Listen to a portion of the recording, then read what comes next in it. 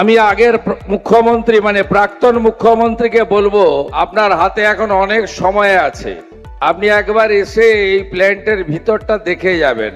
কেন বললাম জানেন? উনি কথায় কথায় বিশেষ করে মারোয়াড়িদেরকে, হিন্দি স্পিকিং লোকেদেরকে বলেন, এ লোক তো বাহারি হ্যায়, গুজরাট बनने नहीं दूंगा, यूपी बनने नहीं दूंगा। আমি ওনাকে বলবো, মন্দির তো আছে, রাধা মাধব তো আছে, মহাদেবের শিবলিঙ্গ তো আছে, নন্দী মহারাজ তো আছে, গোশালা তো আছে, সবুজায়ন তো আছে, সাথে বাংলার কলা সংস্কৃতি স্বাধীনতা সংগ্রামের দুই বরেণ্য ব্যক্তিত্বের মূর্তি আছে, রবীন্দ্রনাথ ঠাকুর আর নেতাজি সুভাষচন্দ্র বসু। আপনি একবার এসে দেখে যাবেন, আমাকে জানাবেন, আমি সরকারের হেলিকপ্টারটা দিয়ে দেবো।